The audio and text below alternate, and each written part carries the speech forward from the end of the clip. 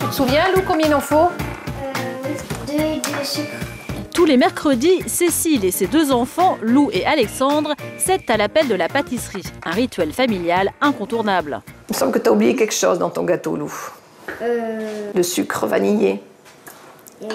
Tiens, Lou, rajoute ça aussi. C'est de l'extrait de vanille. Vous l'aurez compris, la pâtisserie préférée de toute la famille est un gâteau à la vanille. Une recette qu'ils maîtrisent tous à la perfection, car la vanille, dans cette famille, c'est toute une histoire. Que ce soit un clafoutis, que ce soit une tarte, je mets toujours un tout petit peu de vanille. Petit, je leur faisais de la soupe au lait, je mettais de la vanille. Voilà. Toujours mis de la vanille partout, ça donne un petit goût qu'on aime bien. Chez eux, c'est presque devenu une obsession. Même dans le frigo, les yaourts sont bien évidemment à la vanille. Et pour les accros à ce parfum tellement apprécié, il y a l'embarras du choix. Au rayon frais des supermarchés, des dizaines de yaourts et de crèmes vanillées, sans parler des glaces. L'arôme vanille est le plus consommé, mais tous ces produits estampillés vanille en contiennent-ils vraiment? Pour le savoir, nous nous sommes rendus à la répression des fraudes. Il n'y a pas de la vanille dans tous les produits au goût de vanille. Quand vous achetez un produit comme celui-ci, vous voyez saveur vanille, eh bien il n'y a pas de vanille dans ce produit. Et ça, si vous voulez en avoir le cœur net, il faut aller voir la liste des ingrédients et vous voyez la mention arôme. Arôme, ça veut dire synthèse, ça veut dire pas de vanille.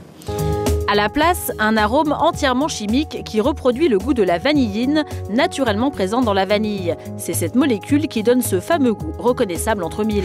À l'opposé, vous trouvez les produits qui sont aromatisés uniquement avec de la vanille. On va le confirmer sur la liste des ingrédients, extrait naturel de vanille. Les produits qui contiennent de la vraie vanille sont en moyenne 20% plus chers. Et il existe encore un dernier type d'arôme, l'arôme naturel de vanille. Donc qu'est-ce que c'est que ce produit? À l'arôme naturel vanille, c'est 95% de vanille et on rajoute un goût de café, d'autres choses pour le connoter, pour faire un goût différent. Dans les 5% restants donc, pas de vanille, mais d'autres arômes naturels, café, réglisse ou cannelle, pour varier légèrement la saveur. Pour s'y retrouver, une seule solution, bien lire les étiquettes. Souvenez-vous, seule la mention « extrait de vanille » signifie que le produit contient de la vraie vanille. Quand vous lisez « arôme naturel de vanille », c'est qu'il contient de la vraie vanille à 95%.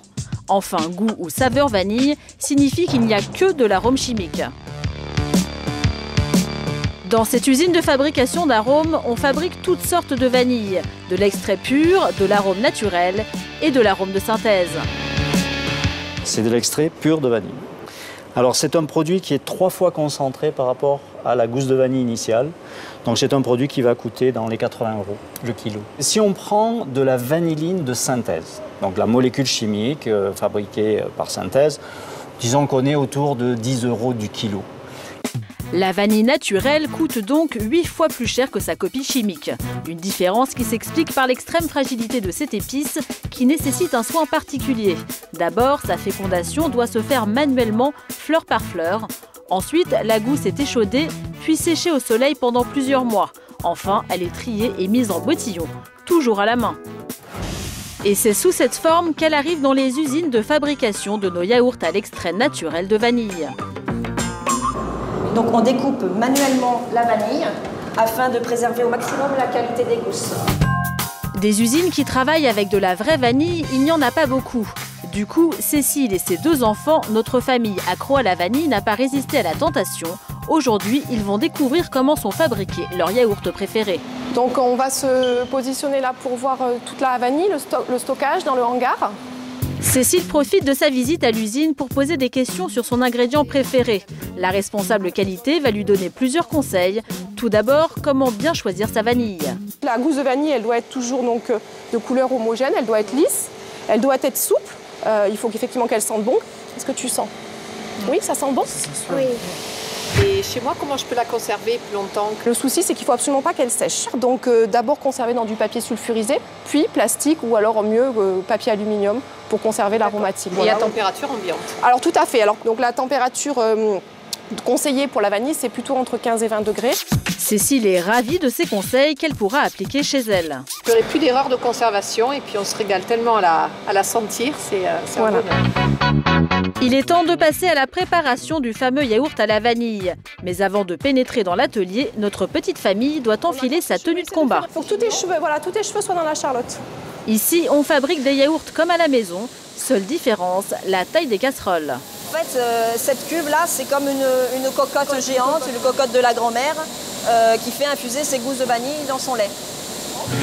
Les gousses de vanille vont infuser environ 30 minutes. Ensuite, le lait vanillé reposera une demi-heure avant d'être pasteurisé. Mais notre famille de gourmets ne peut pas attendre. Ils goûtent des yaourts préparés la veille. C'est délicieux, c'est super bon. Je préfère vraiment les yaourts à la vanille, c'est meilleur. Si la vérité sort vraiment de la bouche des enfants, tout est dit. Mais rassurez-vous, si la vanille naturelle est meilleure au goût pour les puristes, les produits à base de vanille chimique ne sont absolument pas nocifs. Vous avez donc l'embarras du choix.